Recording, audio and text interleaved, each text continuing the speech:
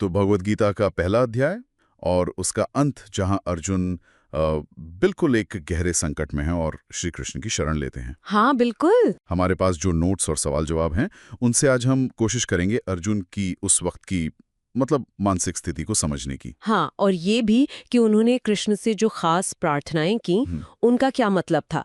ये सिर्फ कहानी नहीं है, ये महाभारत के भीष्म पर्व का हिस्सा है, जिसे ब्रह्म विद्या मतलब आध्यात्मिक ज्ञान और योग शास्त्र भी कहा गया है। सही कहा।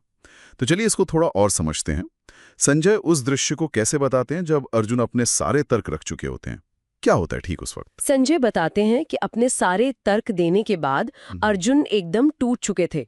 मतलब उन्होंने अपना धनुष बाण एक तरफ रख दिया। अच्छा। और शोक से बिल्कुल व्याकुल मन से वो रथ के पिछले हिस्से में जाकर बैठ गए। श्लोक 46 है पहले अध्याय का, वो बिल्कुल यही बताता है, शोक संविग्न मानसः। वो एक तरह से भावनात्मक और नैतिक उलझन में बुरी तरह फंस गए थे। कोई रास्ता नहीं दिख रहा था उन्हें। और तभी इसी निराशा में उन्होंने कृष्ण की तरफ देखा। पर कृष्ण ही क्यों? मतलब क्या खास था उनमें? हाँ बिल्कुल, क्योंकि अर्जुन के लिए कृष्ण सिर्फ दोस्त या सारथी नहीं थे, वो उन्हें परम सत्य मानते थे। मानते थे कि सारा ऐश्वर्य, सारा ज्ञान कृष्ण में ही है। अच्छा। उन्हें पक्का यकीन था कि इस भयानक धर्म संकट से, इस उलझन से अगर कोई निकाल सकता है तो वो सिर्फ कृष्ण है। वही सही रास्ता दिखा सकते हैं। हाँ, और यहीं से बात और गहरी होती है ना? क्योंकि अर्जुन कृष्ण को सिर्फ कृष्ण नहीं कहते, वो कई अलग अलग नामों से पुकारते हैं उन्हें। बिल्कुल। और ये सिर्फ मतलब आदर दिखाने के लिए नहीं था। हाँ, वही मैं सोच रहा था। हर नाम बहुत सोच समझ कर इस्तेमाल किया गया है। वो नाम अर्जुन की उस वक्त की जरूरत, उनकी हालत और कृष्ण की किस खासियत पर उनका भरोसा है, ये सब दिखाता है। अच्छा। एक तरह से वो इन नामों से कृष्ण की करुणा जगाने की कोशिश भी कर रहे थे, ताकि कृष्ण समझे कि मामला कितना गंभीर है। जैसे एक नाम आता है ऋषिकेश। इसका क्या खास मतलब था उस वक्त अर्जुन के लिए? ऋषिकेश, इसका मतलब है इंद्रियों के स्वामी। अर्जुन का अपना मन, अपनी इंद्रियां, वो बिल्कुल काबू से बाहर थीं। युद्ध के ख्याल से ही वो विचलित थे, क्या सही है क्या गलत समझ नहीं पा रहे थे। तो उन्हें ऐसी सलाह चाहिए थी जो इस कंफ्यूजन से, इस भ्रम से बिल्कुल परे हो। और कृष्ण ही ऐसे थे जो खुद कभी मोह में नहीं पड़ते, तो उनकी सलाह एकदम स्थिर और साफ हो सकती थी। अच्छा, तो अर्जुन एक तरह से कह रहे हैं कि मेरी इंद्रियां मेरे वश में नहीं, आप ही इन्हें सही दिशा दें। और अच्युत नाम, इसका क्या? अच्युत मतलब जो कभी चूकते नहीं, जो अपने स्वरूप से, अपने निश्चय से कभी गिरते नहीं, हमेशा एक जैसे रहते हैं। ओके। अर्जुन को ऐसी सलाह, ऐसे सहारे की जरूरत थी जिस पर वो आंख बंद करके भरोसा कर सकें, जो कभी फेल न हो, अचूक हो, क्योंकि उनका अपना मन तो बहुत डामाडोल था। हाँ, ये बात तो है। और एक नाम केशव भी है, ये भी काफी महत्वपूर्ण है, सुना है मैंने। हाँ, केशव का एक अर्थ है केशी नाम के राक्षस को मारने वाले। और ये जो केशी राक्षस था ना, वो झूठी महानता, अहंकार का प्रतीक था। अच्छा।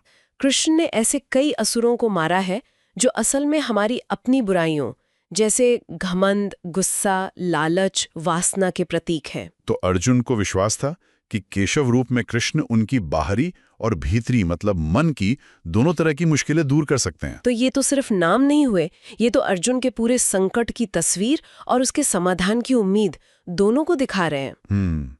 एक तरह से गीता के संवाद की नींव यहीं पड़ रही है। बिल्कुल सही कहा। और फिर एक और नाम आता है वार्ष्णी, मतलब वृष्णि वंश के वंशज। हाँ। ये नाम तो सीधे सीधे अर्जुन की जो सबसे बड़ी चिंता थी कि अपने ही कुल का, परिवार की परंपराओं का नाश हो जाएगा, उस तरफ इशारा करता है। वो कृष्ण को उनके अपने कुल की याद दिला रहे थे, क्योंकि यही कुल नाश का डर ही तो अर्जुन के सारे दुख की जड़ था। इनके अलावा भी नाम है गोविंद, मधुसूदन, जनार्दन, माधव।